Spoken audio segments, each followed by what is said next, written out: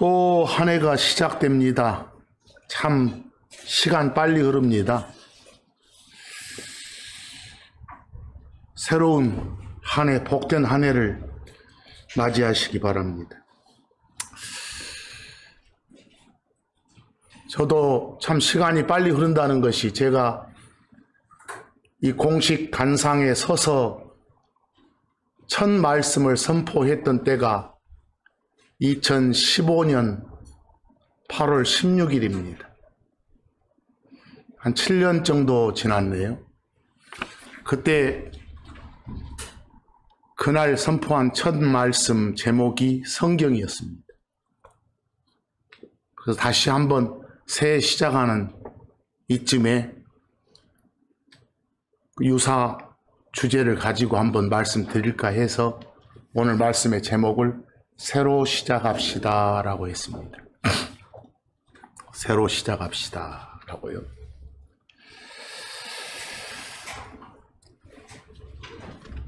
제일 위에 시편 19편 7절에서 9절 말씀 보시면 거기에 주의 율법, 주의 법, 주의 증언, 8절에 주의 법규, 주의 명령, 9절에 주의 판단, 다 간단히 말하면 우리가 흔히 쓰는 표현으로 성경입니다.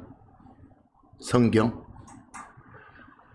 자주 접하는 외래어로 참고 1에 적힌 BIBL이 바이블이죠. 바이블은 원래 책이란 뜻의 단어입니다. 책.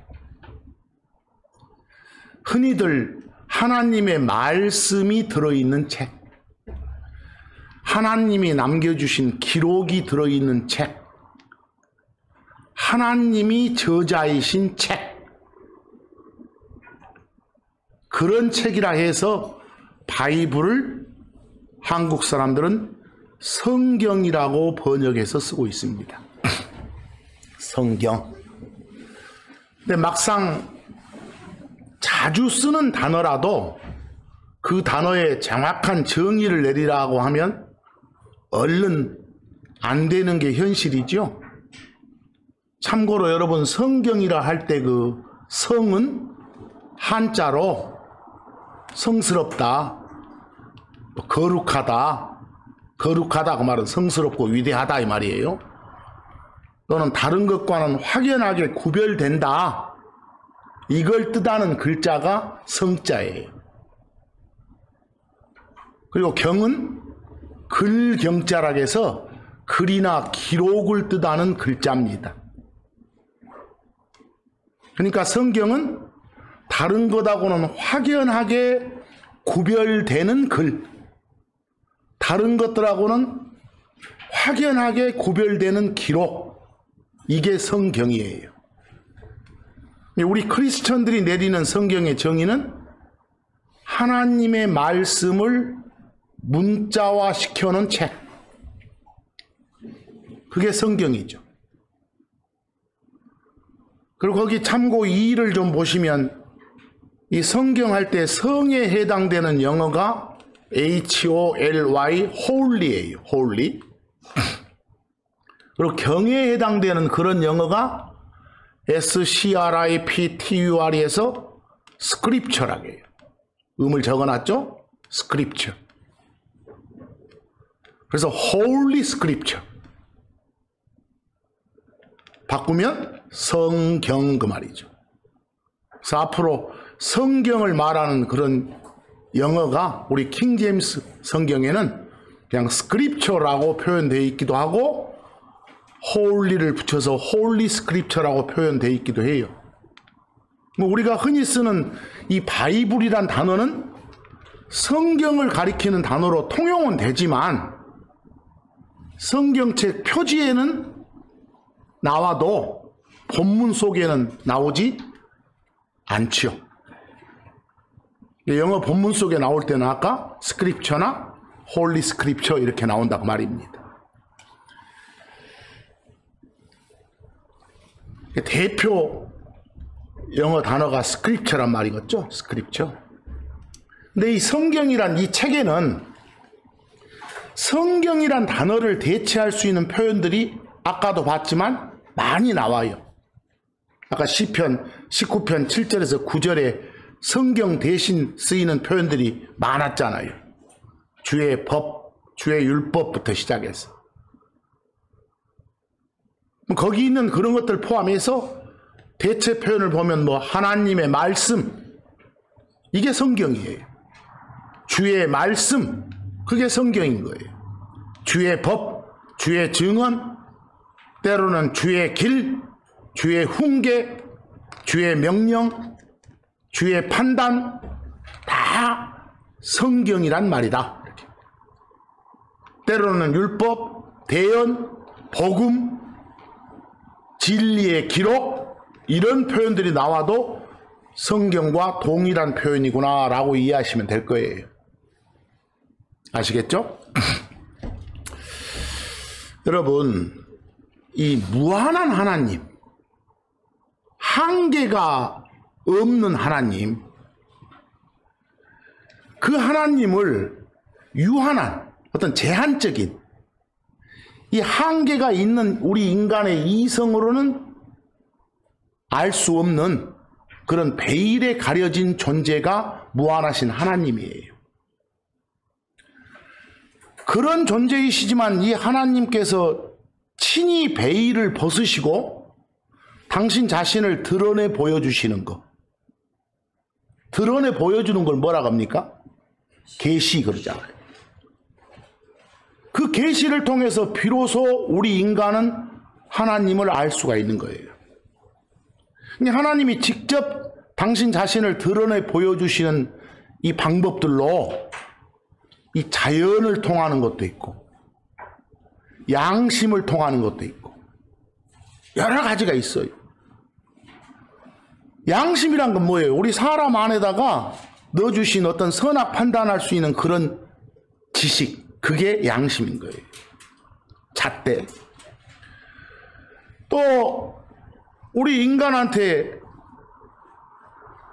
이 자연현상이나 양심을 통해서 하나님의 존재, 하나님의 어떤 파워, 하나님에 대한 필요성, 이런 것들을 다 가르쳐 주세요. 하지만 여러분, 하나님의 구체적인 성품이라든가 우리 인간을 향한 하나님의 어떤 뜻, 계획, 특히 우리가 집중적으로 말하는 구원 계획 같은 경우는 자연현상이나 양심을 통해서 가르쳐주지 않아요. 그러니까 가장 강력하고 확실한 하나님의 자기 계시 방법이 뭘 통하는 거? 이 성경을 통하는 거. 성경을 통해서 당신 자신을 보여주시는 것이에요.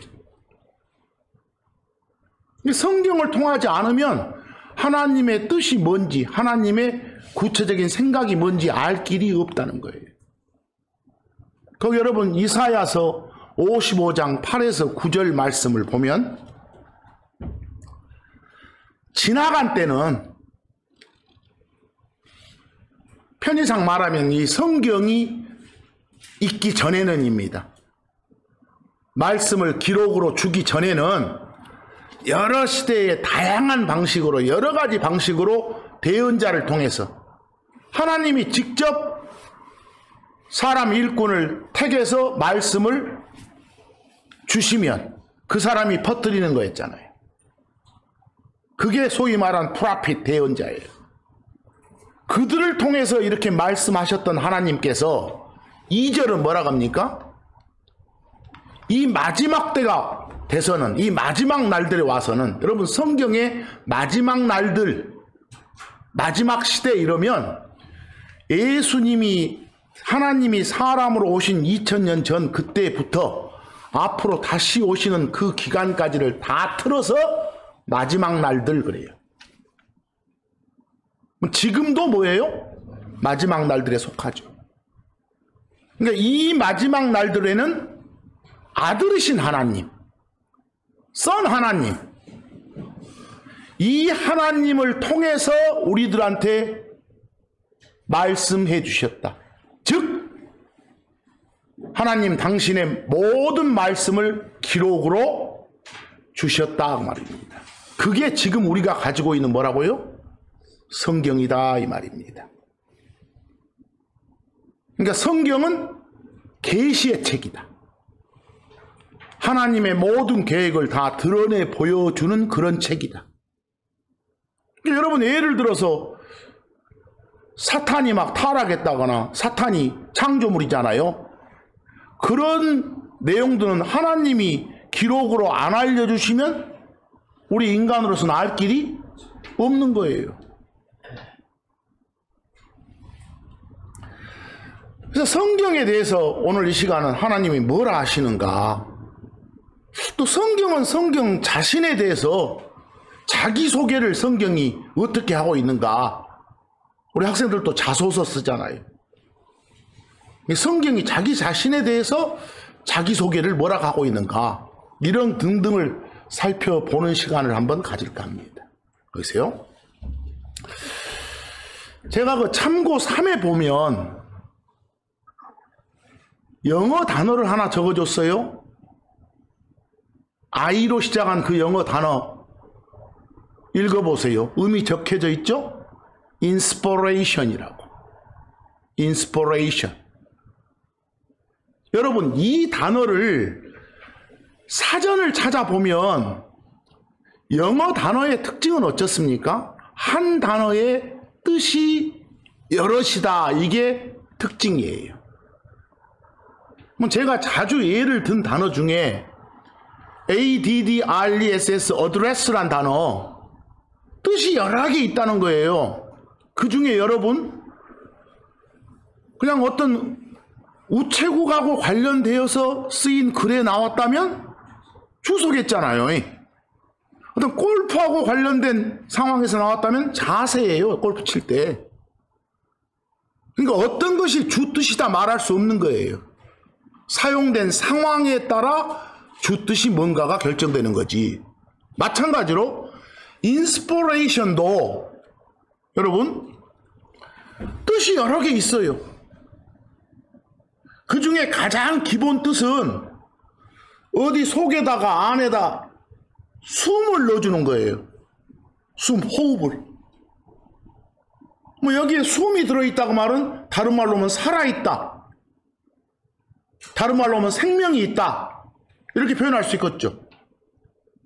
근데 그런 뜻 말고도 여러분 인스피레이션은 이런 것도 있어요.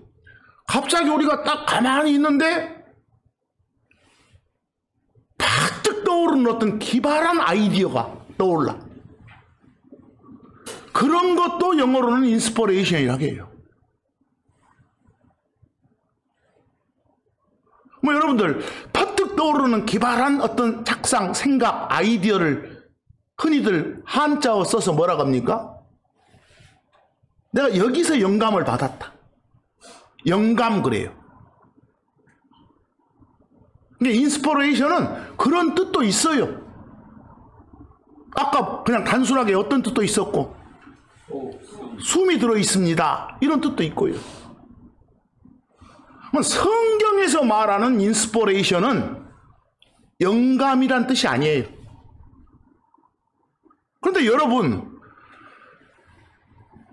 거의 성경이라고 불리는 모든 한글 책에 다 영감이 나와요. 근데 사실상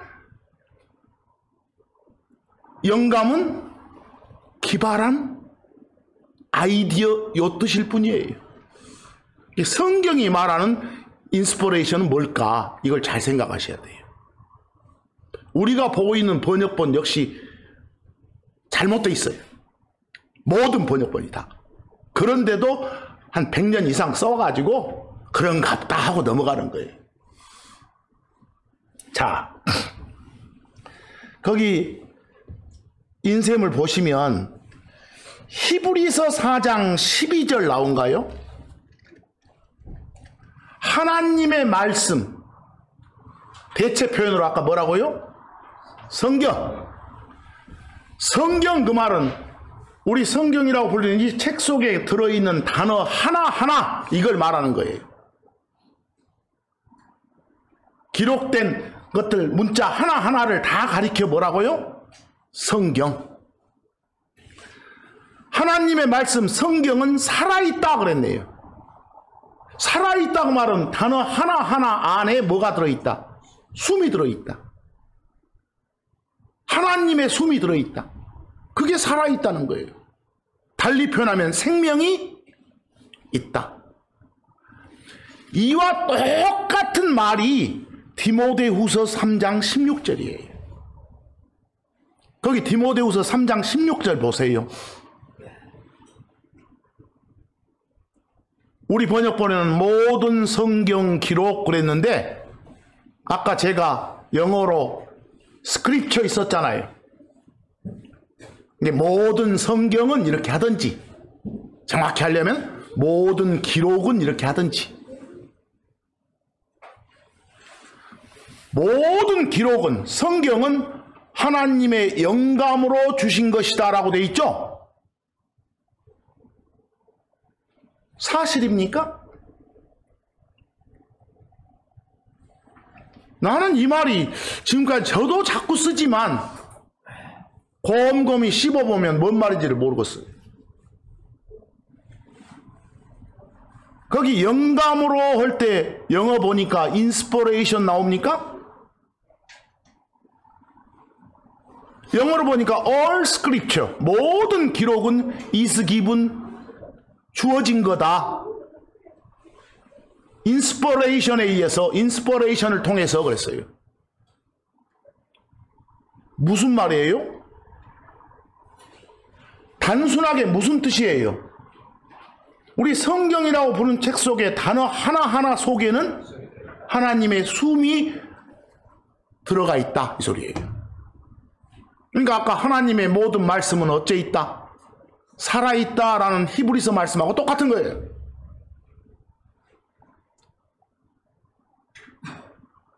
여기에 인스퍼레이션을 영감이니 감동이니 이렇게 하면 안 되는 거예요. 그럼 이상한 느낌이 와요. 아시겠어요? 고쳐주시기 바랍니다. 저도 늘 이렇게 쓰지만 쓸 때마다 찔림이 와요. 그래서 오늘 시작하는 시점에서 이 말씀을 드리는 거예요. 그 비교 보면 성경이라고 불리는 책 중에 이 나라에서 많이 보는 번역본이죠. 개역. 거기에도 감동 그랬는데 그런 번역해서는 안 됩니다. 그래서 영감도 잘못되어 있고 감동도 잘못되어 있다. 단순히 디모데후서 3장 16절은 성경이라고 불리는 책 속에 들어있는 단어 하나에는 다 뭐가 들어있다? 하나님의 숨이 들어있다. 다시 말해서 단어 하나하나가 살아있다. 다시 말해서 생명이 있다. 그러니까 생명이 들어있는 그 단어를 여러분들이 받아들이게 되면 여러분 안에 하나님의 생명이 들어가는 거예요. 그것 보고 다시 태어난단 말을 쓰는 거예요. 이해되세요? 거기 여러분 참고 4에 보시면 자주 쓰는 말이에요. 참고 4에 까맣게 된 것만 한번 보세요. 다시 태어난다는 것은 뭘로 된 거다? 하나님의 말씀으로, 성경으로 되는 거예요. 하나님의 말씀, 하나님이 기록으로 주신 워드, 단어, 그걸 통해서 다시 태어나는 거다. 여러분, 기록된 말씀에 예수는 신이다. 사람으로 온 신이다. 온 이유는 잃어버린 걸 찾으러 오신 거다. 근데 그 예수가 주이시다. 하나님이시다. 그리고 그리스도 구원자이시다. 그리고 그 예수가 나로 인해서 내 죄 때문에 내 죄 문제를 해결하기 위해서 십자가 고난받고 죽으시고 묻히시고 다시 일어나셨다. 이 기록을, 이 단어를, 이 말씀을 마음으로 받아들였어. 그럼 그 속에 들어있는 뭐가? 생명이 나한테 주어지는 건데 그 생명은 하나님 거예요. 영원한 거예요. 죽는 게 불가능하신 분 거예요. 그래서 우리는 절대 잃어버릴 수 없는 구원, 끊기지 않은 그런 생명을 갖게 된 거예요. 그것 보고 다시 태어났다 가는 거예요. 아시겠죠? 그런 말씀들이란 것을 잘 파악하는 거예요. 여러분, 모든 성경이란 책 속에 들어있는 단어 하나하나에는 다 뭐가 들어있다? 숨이 들어있다. 누구의 숨? 하나님의 숨. 살아있다. 생명이 있다. 그래서 우리 모두 다 말씀으로 태어난단 말을 쓰는 거다. 그래서 앞으로는 가급적 인스퍼레이션 나올 때 어떤 말 쓰지 말자. 영감 쓰지. 영감 쓰면 뭔가 그럴싸하게 들리죠. 지만 그럴싸할 뿐이에요. 저도 그동안 자꾸 그 쓸데없는 표현 써왔던 것을 반성합니다. 앞으로는 안 써야겠다라고 다짐합니다. 자, 이제는 그 시편 12편 6절 말씀부터 이 성경은 성경 자신에 대해서 뭐라 하는가? 성경의 자소서입니다. 자기소개서. 시편 12편 6절 말씀. 주의 말씀이 바꿔 표현하면 뭐라고요? 성경은 순수하답니다. pure. 불순물이 들어가 있지 않다는 소리입니다. 그 말은 거짓이 없다는 소리입니다. 그 말은 다 참이란 소리입니다.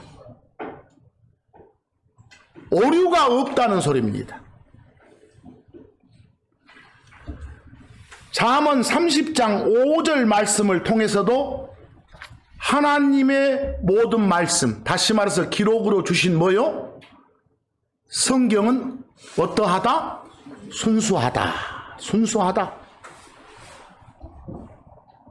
그리고 시편 33편 4절 말씀 보니까 주의 말씀, 다시 말해 성경은 다 어쩐다? 옳다. 틀린 게 하나도 없다. 옳다. 그러니까 모든 것을 다 성경으로 판단을 해야 된다는 소리예요. 기록으로 주신 이 말씀은 다 옳은 거니까 이게 모든 판단의 잣대가 돼야 된다 이 소리예요.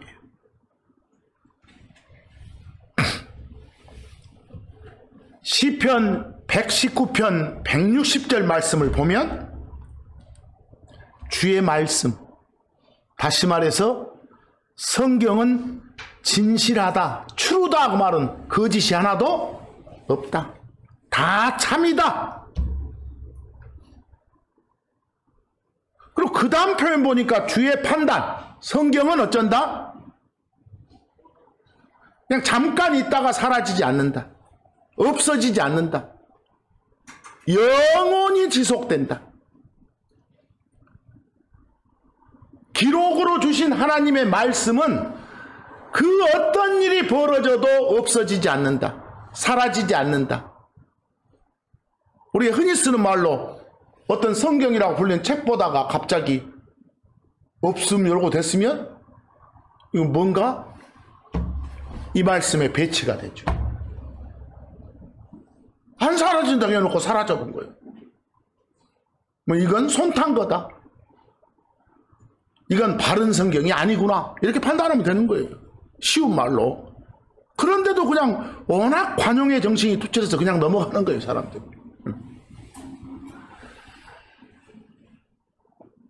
이사야서 40장 8절 말씀. 구약에는 거기에 나오지만 신약에서는 베드로전서 1장 24절과 25절에 또 인용 표현되죠. 자주 쓰는 표현입니다. 풀은 마르고 꽃은 시들지만 하나님의 말씀인 무엇은? 성경은 마를 일 없고 시들 일 없다. 영원하다라고 돼 있네요. 하나님이 보존해 주시는 거다. 그러니까 영원히 있는 거답니다. 베드로전서 1장 24, 25절 같은 말씀 뭐라고 돼 있습니까?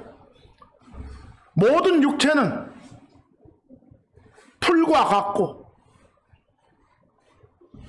몸뚱아리 갖고 있는 것이 그대로 다 그냥 계속 사는 건 아니요. 사라지게 돼 있어. 또 사람의 모든 영광은 지금 잘 나간 세상의 어떤 그 좋은 것들 다 풀의 꽃과 같아. 시간 되면 다 시들고 없어져. 아까 표현으로 풀은 마르고 꽃은 떨어져 시들어. 하지만 뭔만큼은 주의 말씀인 성경은 그렇지 않다. 성경은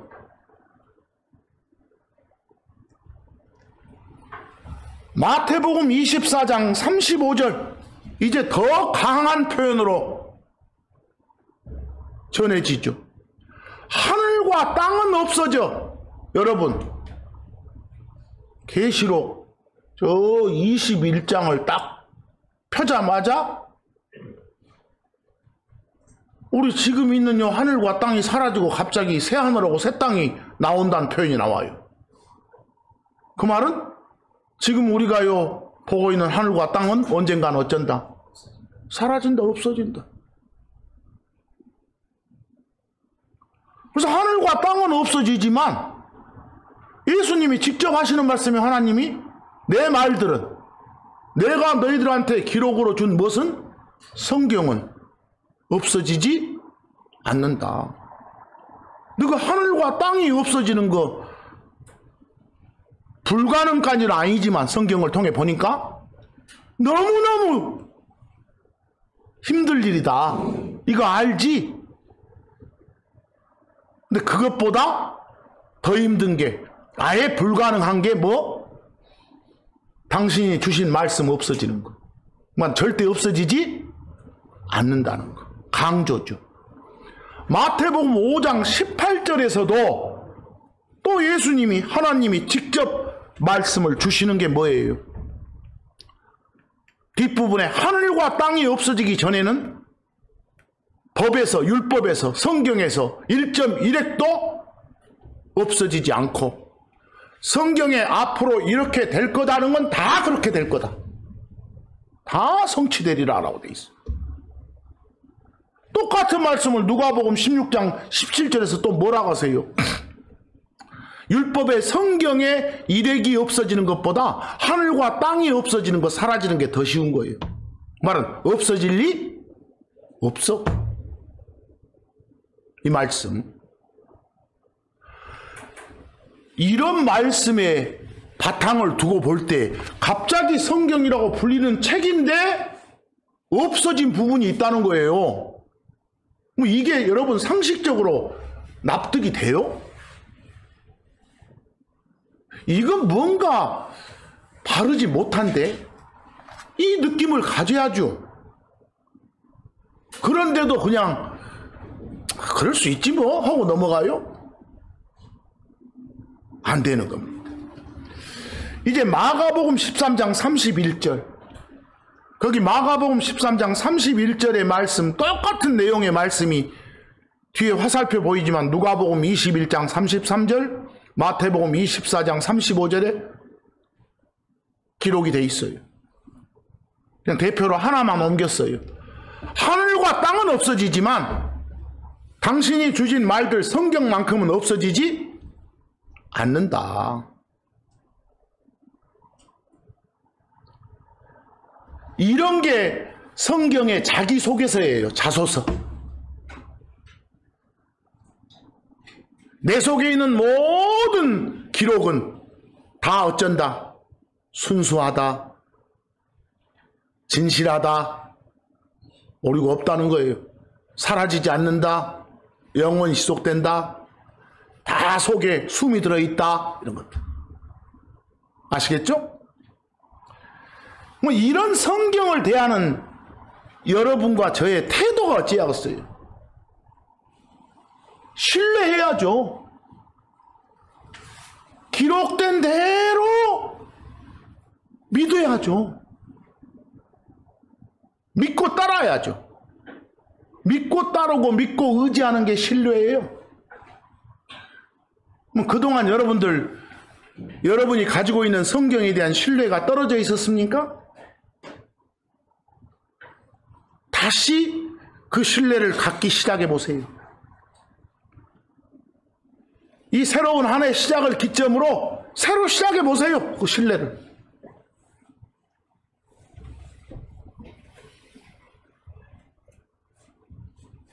시편 119편 42절의 다윗의 고백처럼 고백해 보세요. 그런 고백을 새로 시작해 보세요. 끝부분처럼 나는 주의 말씀인 성경을 어쩝니다. 신뢰합니다. 라고.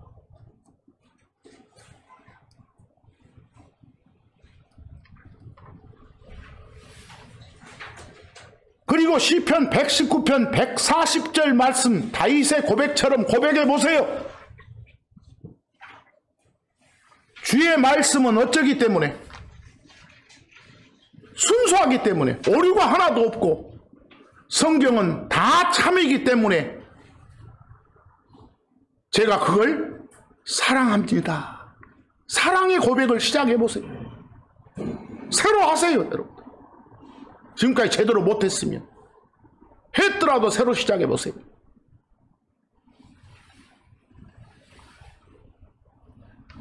성경을 사랑하는 사람이 하나님 사랑하는 사람이에요. 성경을 신뢰하고 성경을 순종하는 사람이 하나님을 신뢰하고 하나님을 순종하는 사람이에요. 성경 사랑이, 말씀 사랑이 곧 하나님 사랑이라는 사실을 기억하세요. 성경을 존중하고 사랑하는 태도는 하나님에 대한 태도라니까요.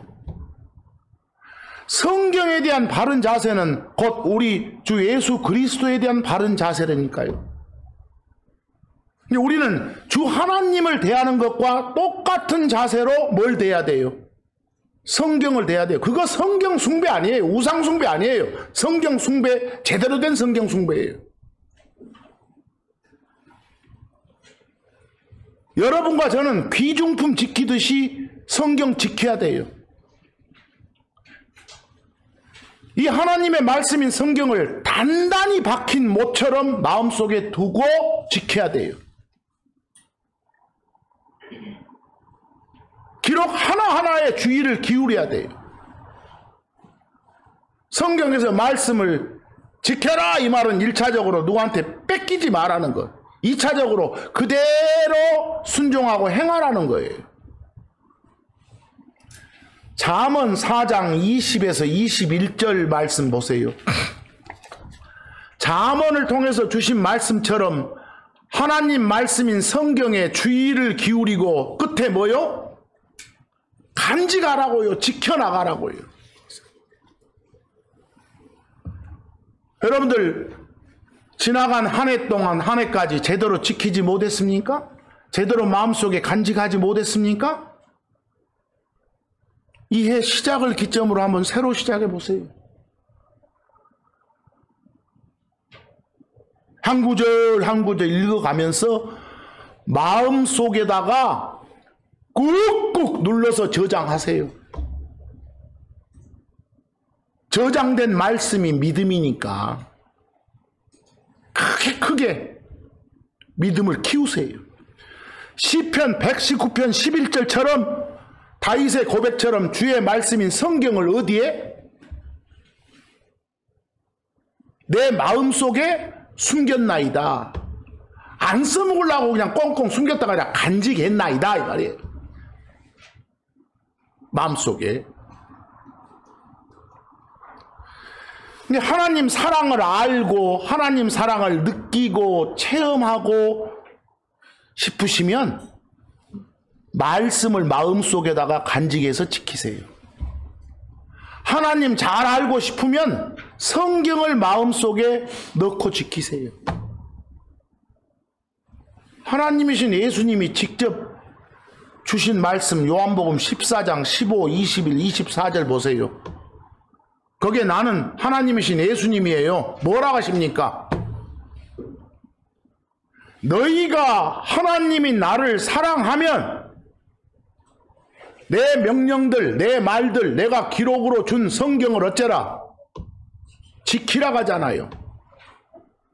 21절, 성경을 가지고 지키는 사람이 하나님을 뭐하는 사람이니까? 사랑하는 사람이니까. 24절, 사랑 안 한 놈들 보면 말들을 안 지킨 놈들이다 이 말이에요.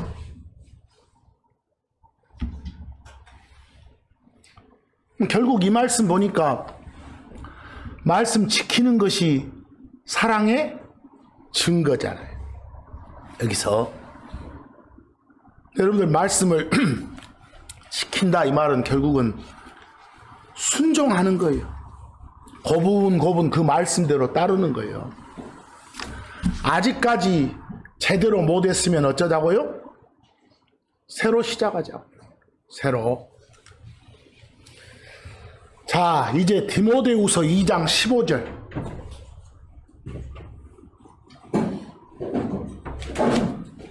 우리요, 여기 교회당 벽에도 이 말씀 나와 있죠? 디모데후서 2장 15절 맨 끝에 말씀 보니까 뭐하라고 명령을 주고 있어요? study, 공부하라고, 연구하라고, 공부하라고. 성경 공부 게을리 해오셨습니까? 반성하고 새로 시작하세요. 새로 시작합시다. 여러 이유 대지 말고 시작합시다. 크리스천은 항상 성경 공부해야 된다는 거예요. 왜? 이게 명령이니까. 바울을 통해서 주시잖아요. 반드시 공부해야 되는 책이 성경이라는 거예요. 그래야 여러분들 어디 가서 누가 뭐 물어보면 답변할 수 있잖아요. 그래야 하나님의 올바른 일꾼으로 인정받을 수 있겠잖아요. 그러고 싶으면 공부하세요. 뭐 학위 받으려고 성경 공부하는 거 아니에요. 어디 가서 지식 자랑하려고 성경 공부하는 거 아니란 소리예요.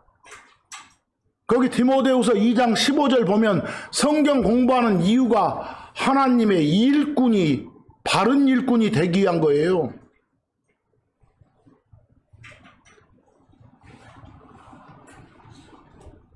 그러니까 바울이 디모데후서 2장 15절을 통해서 성경을 어떻게 공부해야 되는지, 왜 공부해야 하는지 다 밝혀주잖아요. 어떻게 공부하라고 해요? 바르게 잘 나눠서. 나무 집에 온 고지서 내 거다라고 네가 가서 돈 내지 말고. 우리 한국의 자칭 크리스천들 다 그런 실정이잖아요. 지금 대부분이. 유대인들한테 적용될 걸 지가 갖다가 지가 고민하고 있고.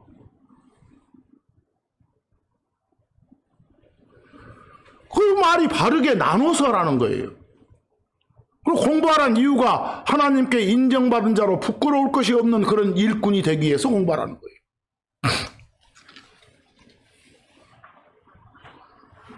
공부 게을리 해오셨어요? 새로 시작합시다. 요한복음 5장 39절 말씀처럼 성경 우리에게 주신 하나님의 말씀 요 기록들 어쩝시다. 탐구합시다.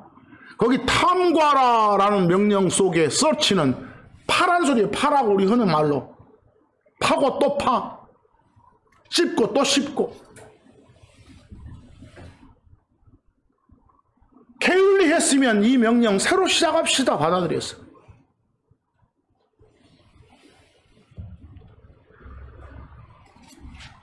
뭐 이걸 잘 하게 되면 잠언 15장 28절 말씀을 이룰 수 있어요. 왜 공부한다고요? 의로운 자, 의인이 된 사람, 바른 사람, 크리스천의 마음은 대답을 하려고 공부하는 거라고요.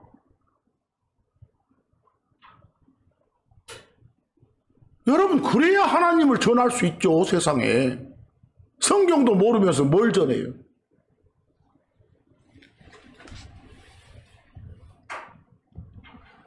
근데 성경 공부할 때, 탐구할 때 어떤 자세로 하라고 성경은 또 말합니까? 그 참고 5에 나온 영어 단어, 앞에 건 명사고 뒤에 건 동사인데 적어놨죠. meditation, 또 meditate. 흔히들 한국 사람들은 뭐라고 번역해요? 묵상. 네? 묵상. 그냥 깊이 생각한다는 뜻이요. 여러분들 흔히 이런 말 하죠. 묵상 그러면 거기 한자로 보면 뭐예요? 묵자가 잠잠할 묵자예요. 상이 생각상자고. 그러니까 입 다물고 생각하는 거예요. 깊이. 그럼 여러분들 비슷한 용어로 명상은 뭐예요? 명상할 때 명자가 눈 감을 명자예요. 생각상에다가 눈 감고 생각하는 거예요. 근데 여러분들 성경 공부할 때, 탐구할 때 명상하면 안 돼. 안 보이니까.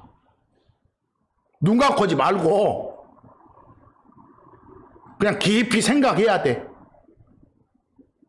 또 묵상도 입 다물고 오라고 하지 말고, 메디테이션에 적절한 한국말이 없어서 번역자들이 지금 뭐라 한 거니까 묵상, 편안한 말로 깊이 생각한다. 이게 meditation이에요. 아까 어떤 거다고 공부할 때, 탐구할 때 자세를 말하는 거예요. meditation. 깊이 생각하면서. 그러니까 meditation이나 meditate는 우리한테 그 음식 소화시키는 것도 같다. 잘근잘근 씹어서 제대로 저장될 수 있도록 이렇게. 그러면 이런 자세로 못 해왔다면 반성하고 새로 시작합시다. 이런 자세로 공부를. 거기 시편 119편 15절 말씀처럼 주의 훈계들이 바로 성경이에요. 성경 묵상하자라고. 주의 길들, 그 말은 주가 주신 여러 가지 방법들, 기록으로 주신 글들,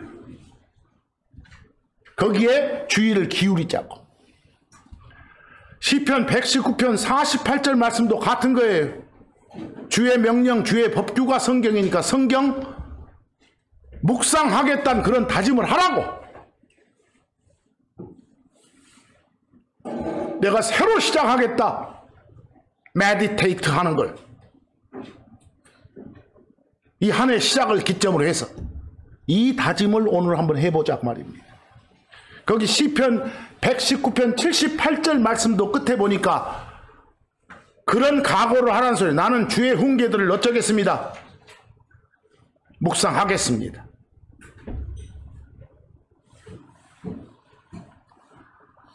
여러분들, 성경을 우리한테 기록으로 주신 이 말씀을 단어 하나하나를 깊이 생각해야 이 말이구나 라고 알아먹어. 이 말이구나 하고 알아먹는 걸 이해한다게. 그걸 영어로 understanding 그래. 그걸요 번역자는 명철 이렇게 해놨어. 그 말도 어려워. 그냥 풀어서 이해한단 말이에요. 뭐 시편 49편 3절 말씀은 끝에가 뭐라겠어? 뭘 해야? 묵상해야, 깊이 단어 하나하나를 생각해야 이해하게 된다, 깨닫게 된다. 뭔 말인지 알아먹게 된다 이 말이에요. 그래서 거기 번역을 어떻게 바로잡으라겠어? 내 마음의 묵상은 깨달음을 내리로다 이렇게. 묵상해야 깨닫게 된다 이렇게 표현하라고. 이 번역자처럼 내 마음의 묵상은 깨달음에서 나리로다 하지 말고. 그럼 순서가 바뀌잖아요. 앞뒤가.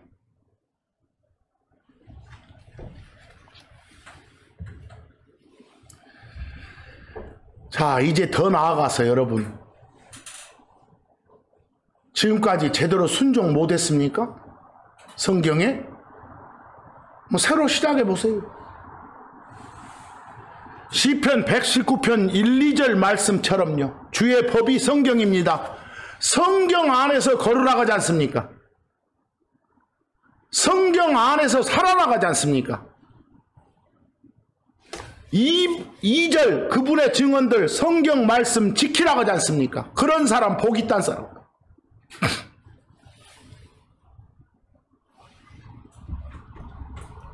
성경에 순순히 따르는, 고분고분 따르는 게 순종이죠. 그런 한 해를 시작합시다. 못했으면 새로 시작합시다. 그리고 여러분만 그 말씀 성경 가지고 있지 말고 퍼뜨립시다. 전파합시다. 밖에 나가서 세상을 향해서 이야기합시다. 선포합시다. 못했습니까? 반성하고 새로 시작합시다. 시편 77편 12절 시편 기록자의 고백처럼 고백합시다. 주의 모든 일을 묵상하고 주께서 행하신 일을 어쩌리로다 이야기하겠다. 밖으로 전하겠다. 이렇게 시편 71편 15, 16절 말씀처럼 하십시다. 뭐라고 되어 있습니까? 내 입이 주의 의와 구원을 종일토록 전하겠더라고. 성경 전파하겠다라고. 16절 끝처럼 주의 곧 주께 속한 의만을 말하겠다고.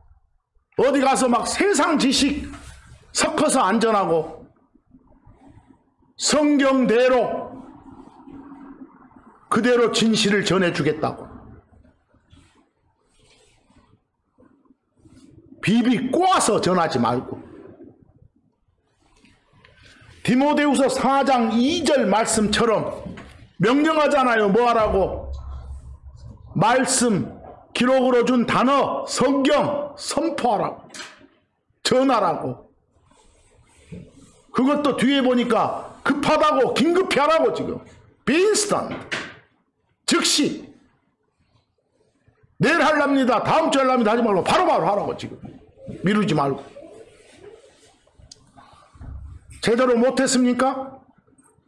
새로 시작하세요. 이런 여러 가지 의미에서 새로 시작합시다라고 제목을 붙인 거예요.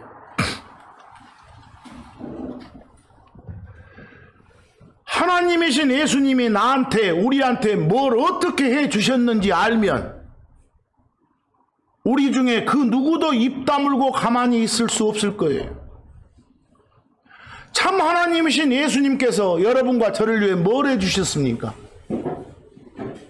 예수 그리스도께서 여러분과 저의 죄들을 위해서 당신의 온 몸의 형체를 알아볼 수 없을 만큼의 채찍 맞으시고 십자가 지고 골고다 언덕에 오르셨잖아요. 벌겨벗겨진 채 양손 양팔에 큰 못 박힌 채 높이 매달렸잖아요. 그 장면 연상 한번 해보세요. 로마 군인들이 창으로 오른쪽 옆구리 막 찔렀잖아요. 온 몸에서는 피가 쏟아지고 물이 다 쏟아져 내렸잖아요. 이런 죽음 뭐 때문에, 누구를 위한 죽음이었다고 생각하십니까? 여러분은 예수 그리스도의 이런 죽음에 대해서 어떻게 생각하세요?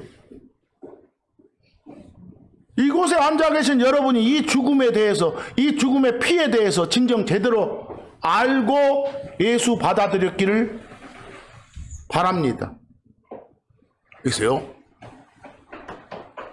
뭐 이런 게 우리 마음속에 들어있다면 우리는 당연히 어쩌겠어요? 선포해야겠잖아요. 예수님을. 아직까지 성경 제대로 선포 못했습니까? 새로 시작합시다. 새로 시작합시다. 그런데 여러분, 하나만 더 추가를 합니다. 이 성경을 읽다 보면 성경 부패시키지 마라, 이런 명령도 주어져 있어요. 성경을 부패시키지 말라고. 왜 이런 명령이 기록으로 이 성경이란 책 속에 주어져 있을까요? 하나님이 미리 아신 거예요. 그럴 일이 벌어질 거라는 걸. 그래서 미리 경고를 해주신 거예요. 그런 성경 부패시키지 말라는 그런 경고 문구들 한번 보실까요? 신명기 4장 2절 저 구약 백성들한테도 뭐라고 줬어? 너희는 내가 너희한테 명령하는 말에 모세를 통해서 하나님이 주신 말씀이요. 더하거나 거기서 빼지 마라. 너희들 생각대로 여기 이 표현에 이 정도를 더해주면 좋겠다. 여기는 없어도 되겠다. 이 지랄 하지 마라 그 말이에요. 신명기 12장 32절에서도 모세를 통해서 주신 말씀 보니까 내가 너희한테 명령하는 거, 내가 너희한테 주는 명령들, 하나님의 명령이 곧 성경이에요. 거기서 빼지 말라고, 더하지 말고 빼지 말라고. 이 정도는 더 있어야 되겠다, 이 정도는 없어도 되겠다 하지 말라고. 잠언 30장 6절에서도 또 한 번 말씀하죠. 그분의 말씀들, 하나님의 말씀이 기록으로 주신 성경이라니까요. 성경이 어쩌지 말라고, 더하지 말라고. 사람 손타게 하지 마라 이 말이에요. 이 66권이 끝나는 계시록 22장에서도 18절 19절에서 뭐라고 합니까? 이 책 성경, 하나님이 이렇게 펼쳐주시는 말씀이 대언이죠. 말씀 성경, 거기다가 더하면 책에 기록된 재앙들을 그 더한 사람한테 추가시킨다 그 말은 그 벌 준다 이 말이에요. 빼면 앞으로 상 받을 몫을 빼버린다 이렇게요. 지옥 보낸단 말이 아니고, 뭐 이 말씀도 곧 성경이 사람 손을 이렇게 타게 되는 사례가 나올 텐데, 그래서는 된다 안 된다? 안 된다 그 말이 안 된다. 근데 여러분 어쨌어요? 아까도 제가 잠깐 그런 말 했지만, 아니 성경이라고 불리는 책이라고 해서 누가 줬는데 표지는 가죽으로 멋지게 돼 있는데, 아니 속에 봤더니 갑자기 어디 갔더니 몇 장 몇 절 나왔는데 없음 이러고 돼 있단 말이에요. 비어 있어. 그건 빼본 거 아니에요. 뭐 이 명령에 위배된 거 아닙니까? 그러지 말라는 거예요. 뭐 그건 바른 게 아니잖아요. 제대로 보존된 성경이 아니잖아요. 그럼 뭐하러 읽소? 그것을 버려야지. 근데 그거 좋다고 생각하면서 그놈 이거 이러면 안 됩니다 라고 말하면 막 대들어. 그것이 사람 새끼들인 거예요. 제가 그 참고 6을 한번 보세요. 참고 6을. 여러분 하나 물어봅시다. 예수를 주요 그리스도를 이렇게 받아들인 사람, 믿은 사람, 지옥벌 면제를 받아, 죄들 용서를 받고 지옥 안 가. 그러면 그 사람을 일컬어 혼의 구원을 받았다 그래. 그 사람이 나중에 공개적으로 나는 예수 믿고 구원 받은 사람 맞소. 예수님 받아들여서 나의 옛사람은 죽었어. 그리고 예수님 부활해서 일어났듯이 다시 일어났어. 이런 걸 그림처럼 공개적으로 보여주는 물로 하는 의식이 있죠. 물속에 집어넣었다가 이렇게 딱 들어 올리는, 흔히들 물로 하는 뭐 세례식 그러기도 하고 침례식 그러기도 해. 그건 누구만이 하는 거예요? 구원을 받은 사람이 공개적으로 나 구원 받았어 이거 보여주는 그냥 의식이요. 세리머니란 말이요. 근데 성경에 하나님이 주신 말씀에 그런 의식은, 혼의 구원을 받은 사람이 하는 그 물로 하는 그 의식은 혼의 구원 받고 난 뒤에 하는 거다잉.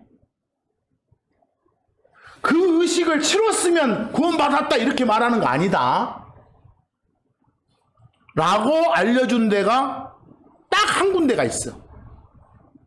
그게 사도행전 8장 36에서 38절이에요.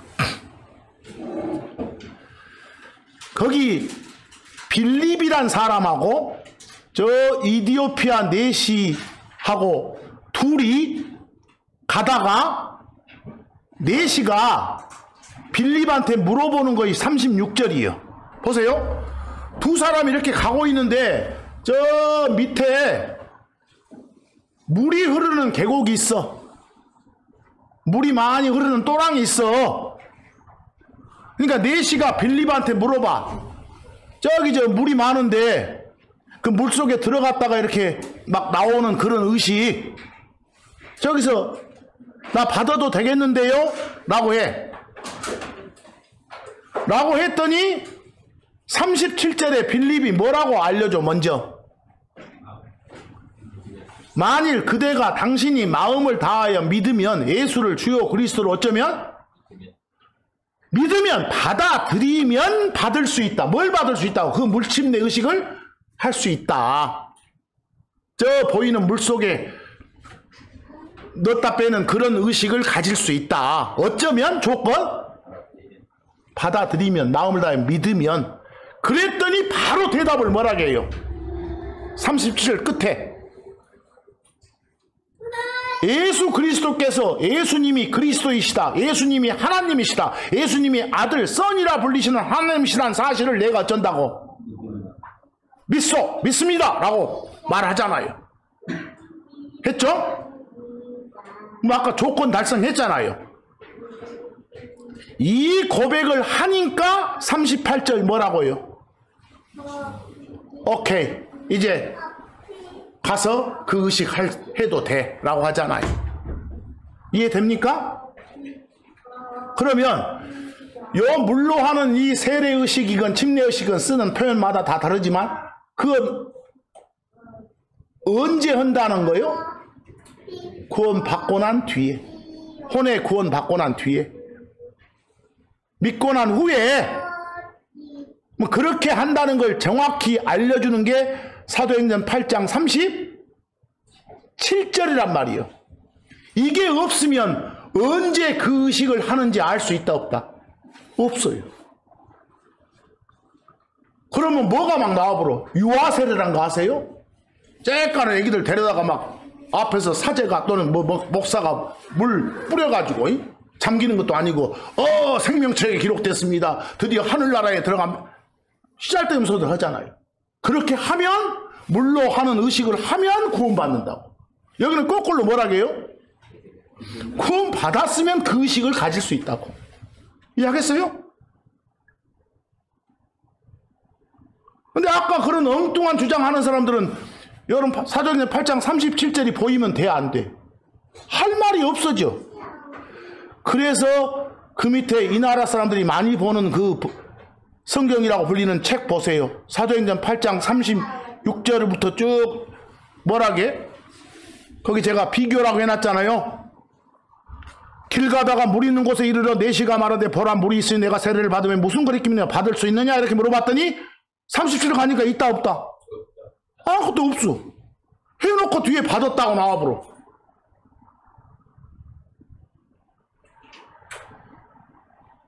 왜? 아까 그 엉뚱한 주장하는 사람들이 없애본 거요. 손탄 거요. 어쩌지 말한 명령, 어쩌지 말한 성경 명령에 위배된 거 더하거나 빼지 말라고. 이러지 마라 말입니다. 그리고 여러분들 성경 이렇게 읽으면서 해석할 때 거기다가 막 여러분 생각 보태지 마세요. 그냥 있는 그대로 받아들이세요.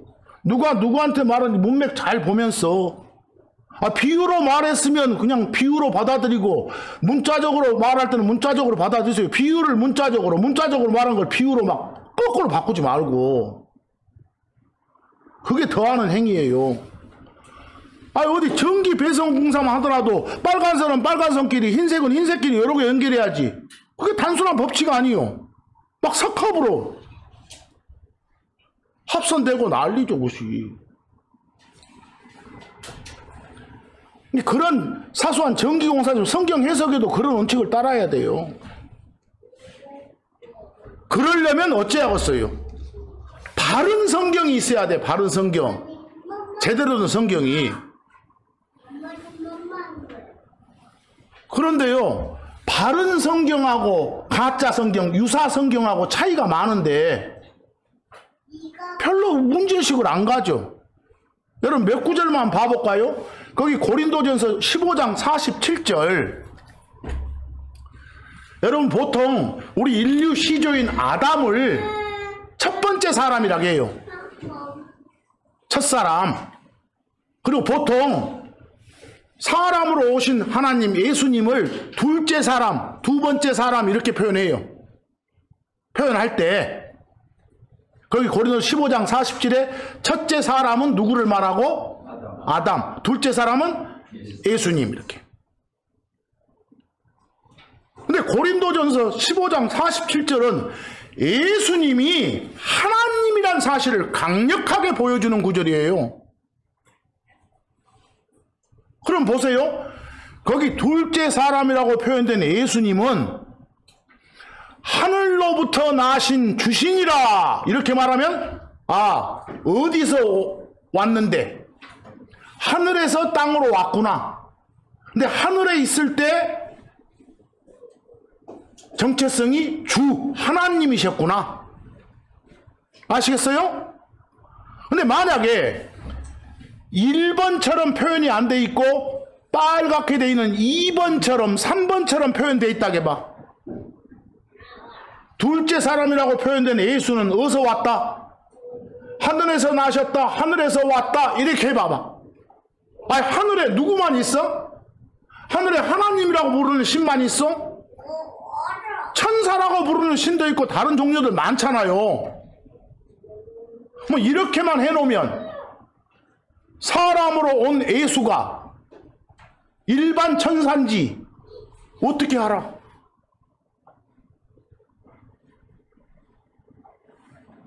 여기는 정확히 첫째 사람인 아담은 그냥 일반 인간에 불과하고 둘째 사람이라 불리는 예수님은 뭐다?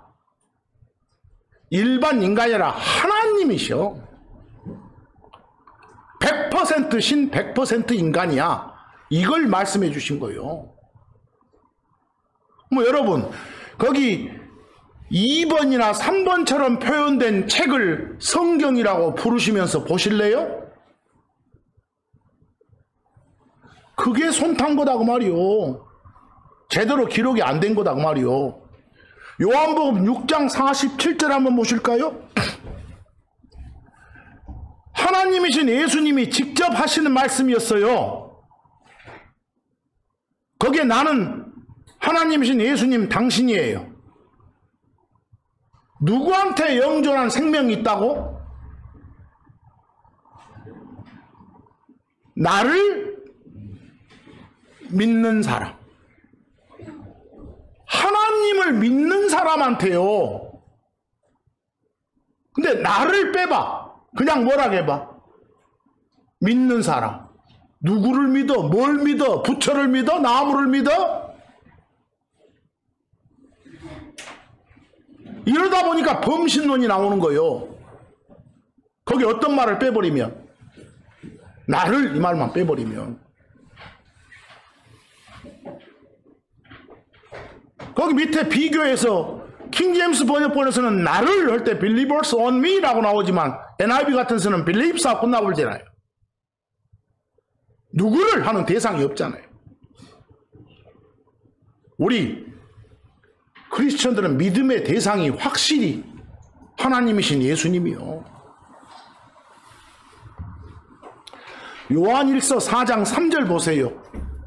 여러분 요한사도를 통해서 주신 이 말씀 보니까 예수가 일반 사람이 아니다. 하나님이 사람 되신 분이다. 이걸 인정 안 하면 다 뭐라게? 적그리스도라게요.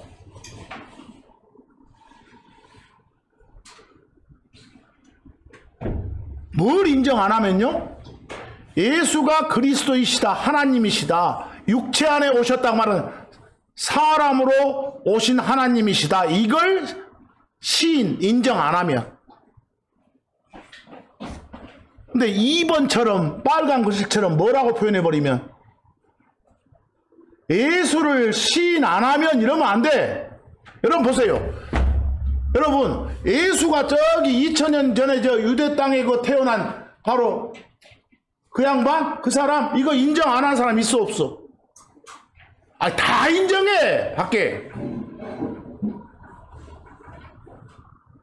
어제 베들레헴 그 예수 다 인정한다니까? 그 예수 똑똑했다던데 다 인정해. 그러면 저 그리스도 아니라고? 그러면 그리스도를 대항하는 자가 아니라고? 뭘 인정 안 해야 돼? 예수가 그리스도이시다, 하나님이시다, 주이시다, 이걸 그런데 사람으로 오신 거다, 이걸 인정 안 하면 저 그리스도라는 거예요.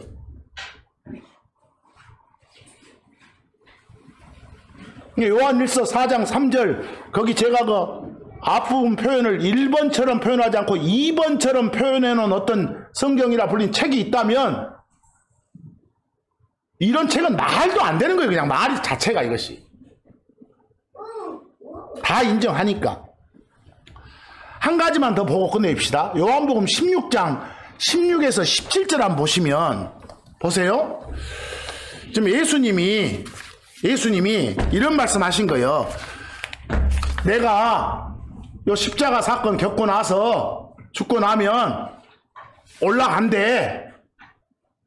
하늘에 올라가면 내 대신 다른 분을 보낸다. 1호자이신 성령을 보낸다. 뭐 내가 가야 온다. 이런 말씀을 하시는 그런 장면이에요. 당신 죽음에 대해서.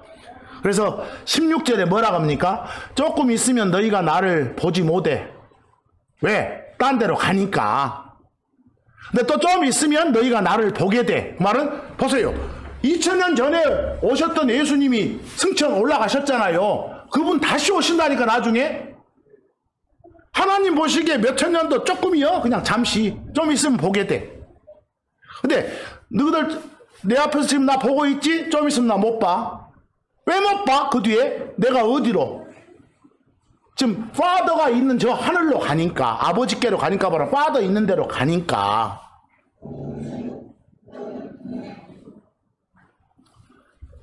뭐 어디로 간다는 게 확실히 나왔죠? 보세요. 그럼 여러분 17절 보세요. 17절에 예수님이 그렇게 말씀하시니까 그걸 듣고 있던 몇몇 사람들이 지그들끼리 뭐라 합니까? 야, 아까 저 양반이 이렇게 말씀을 하시는데 뭔 뜻이요? 라고 하잖아요, 자기들끼리. 뭐 17절 뒷부분에 뭐라 합니까? 조금 있으면 너희가 나를 보지 못하겠고 다시 조금 있으면 너희가 나를 어쩔 테니까 볼 텐데 그건 내가 파더께로 가기 때문이다 라고 말하는데 뭔 말이야 이랬어. 뭐 이 내용 그대로가 몇 절에 나와 있어야겠어?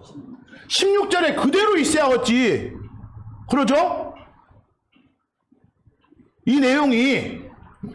그런데 빨간 글씨 보시오. 뭐가 없어? 이는 내가 아버지께로 가기 때문이라 이 말이 있어요 없어요? 그 빨간 글씨 부분에는 그 말이 사라졌잖아요.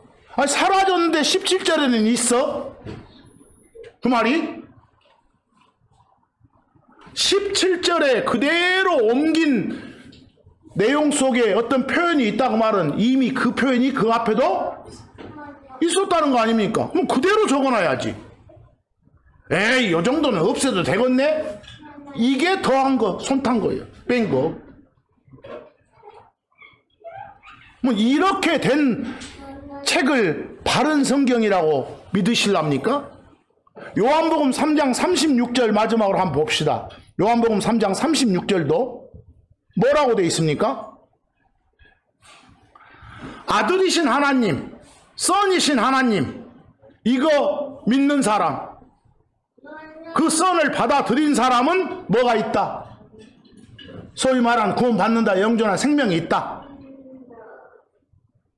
어떤 사람이 지옥 안 간다고? 아들이신 하나님, 선이신 하나님을 믿는 사람이. 안 믿는 사람은 생명을 갖지 못한다, 이 소리요. 그런데 거기 뒷부분 보세요. 뭐 하는 사람? 아니, 쌍이 앞에 선을 믿는 사람은 이렇게 되고 안 믿는 사람은 이렇게 돼 라고 이야기했죠. 그럼 당연히 뒷부분 말도 뭐라고 나와서 아들을 믿지? 아니야. 않는, 이렇게 나와야겠지. 근데 빨간 글씨처럼 아들한테 뭐? 순종 안 해. 그냥 말 그대로 고분고분 행동을 따라서 안 해. 잘 못 살아. 그러면 그놈은 구원 취소하고 지옥 보내버려. 이런 소리지, 이 소리가. 이래 놓고도 이런 책을 가지고 설교하는 사람들이 믿어야 구원이라고 해. 여기서. 그리고 책 읽는 사람들은 이제 목사가 그 말을 안 하니까 혼자 집에서 보다가 여기 순종 안 하면 생명을 못 간다고 하잖아요. 뭐 제대로 못 살면 이거 그건 취소될 수 있겠잖아요. 이렇게 또 해석하는 거예요. 그 사람들 탓할 게 아니에요. 앞에서 가르치는 작자들 탓해야죠.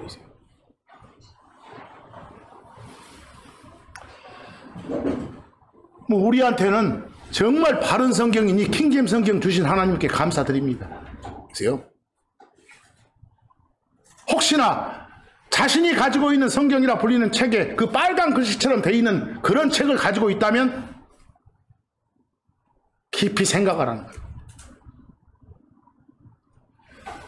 그래서 모든 걸 제대로, 성경을 제대로 보는 그런 버릇을 못 가져왔다면 이번 새로 시작한 이 한 해를 맞이해서 다시 한번 해봅시다. 새로 시작합시다. 그래서 오늘 전하는 말씀이 새로 시작합시다, 이렇게 하는 겁니다. 올 한 해도 하나님의 모든 복이 여러분에게 철철 넘쳐 흐르시기를 간절히 바라면서 오늘 이 말씀을 마칩니다. 감사합니다.